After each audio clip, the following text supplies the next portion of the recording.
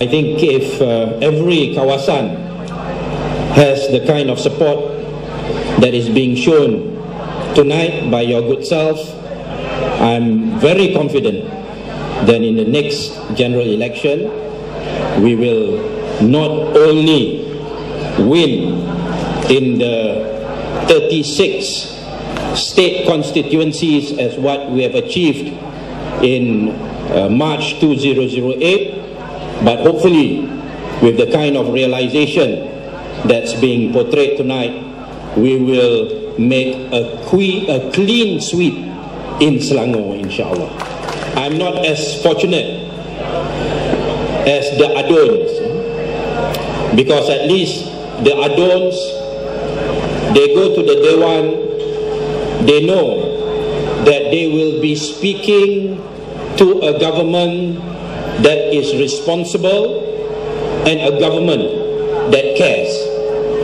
What is being said will be taken seriously, and what is being commented or being criticized will be put aright to the best of the ability of the government.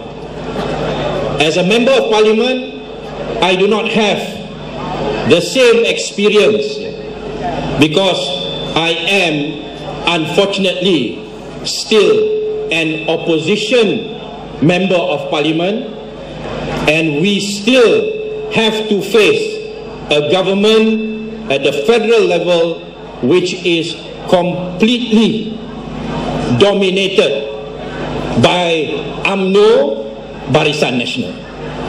So in parliament, whatever we say, we get the feeling that it falls on deaf ears. They don't care. We make criticisms, we make comments, we criticize the budget, we criticize the way the government administers the nation. They give us stupid responses and stupid answers. I like to quote you an example. I'll give you an example. Kita beri satu contoh lah. Sikap sambil lewa, attitude tak ambil kisah, attitude, irresponsible attitude of the government. The issue of VK Lingam, when he was brought up in parliament, and we commented on the video, the proof, the Royal Commission, all the comments. What was Nazri's response? Well, we can't be sure. He may be acting. These are con men. Maybe it's VK Lingam, maybe it's not. Then when we maintain the pressure, in the final analysis, his final response is, VK Lingam has done something which may be morally wrong, but there are no laws which he has gone against. There's nothing wrong to lobby for the post of Chief Justice. It's normal, it's common. He's done nothing wrong, and he challenged the Pakatan Rakyat MPs. If you can find a law that you can summon VK Lingam, that you can take him to court, do so. Fortunately, we have Karpal Singh who took up the challenge. Then suddenly, what did Nazri say? I will try to convince the Attorney General to give Karpal Singh the right to bring VK Lingam to court. Inilah mainan. This is the system, unfortunately. In our system, there is only one party and one party alone that can act on behalf of the government, including the state governments, and that is the Attorney General. Even if you have proof of misconduct, you have proof of corruption, you have proof of misuse of power, and you put all the proof on the table of the Attorney General, if he doesn't want to charge the person in court, the guy gets off scot-free. And this is what's happening. Yeah? So I applaud the effort of the Selangor state government, their seriousness in ensuring a competent and accountable and a transparent government. I applaud the efforts of the Speaker, Yang Berhormat Teng Chiang Kim, with Selcat, and all the misuse of power and the misuse of position that's been happening all this while in the state of Selangor.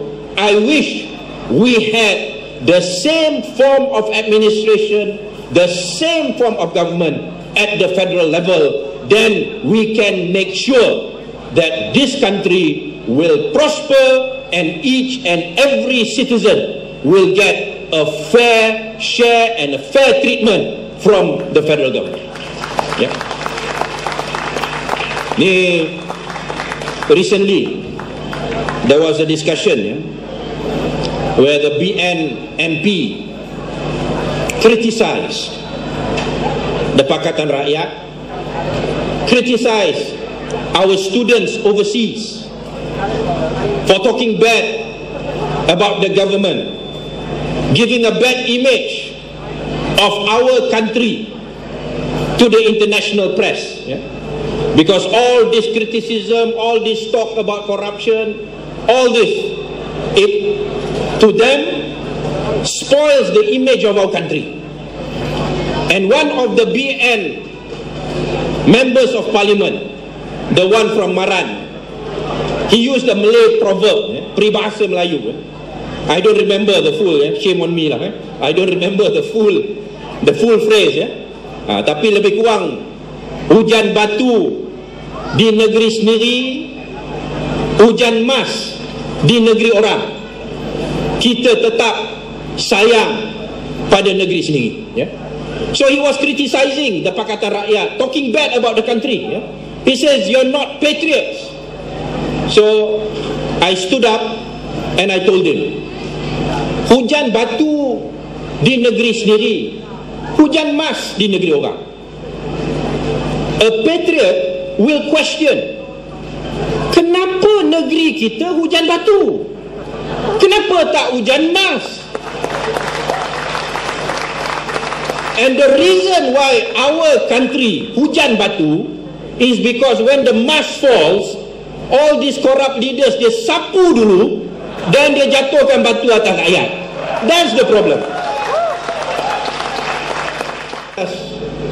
PAS, that particularly the Malays lah, they ask us, why does PAS stay with Pakatan Rakyat?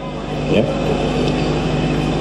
PAS should think about working with UMNO, who are also Malays and who are also Muslims.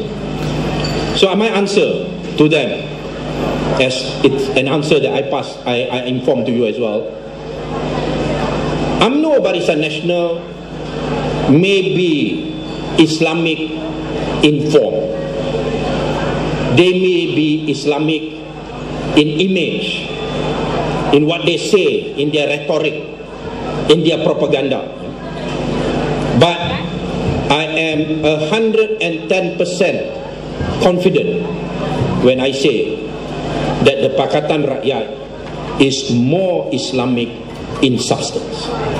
Why? Because good governance is part of an Islamic principle.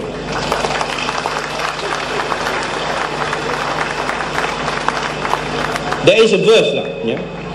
Being a past man, I have to read at least one verse lah, yeah? So I hope you all forgive me lah. There is a verse in the Quran which says, Inna Allah ya'murukum an tu'addul amanati ila ahliha. God commands you to give the amanah, the responsibility of administering the government, the country, to those who will use this responsibility with full conscience and full realization it is an amanah, it is a trust which must be fulfilled in a God-fearing manner. This is an Islamic principle, and to me the Pakatan Rakyat embodies this principle of good governance, of a responsible government, of a government that realizes that power and authority is a trust and must be used for the sake of the people. Yeah? In the kampungs, I give a simple answer. Dalam kampung, orang kampung tanya, kita tak nak cerita panjang-panjang. We don't want to give a long explanation. We say, PAS doesn't want rasuah. UMNO wants rasuah. DAP PKR doesn't want rasuah. So we stand with DAP and PKR in Pakatan Rakyat. Thank you for your support. Good night.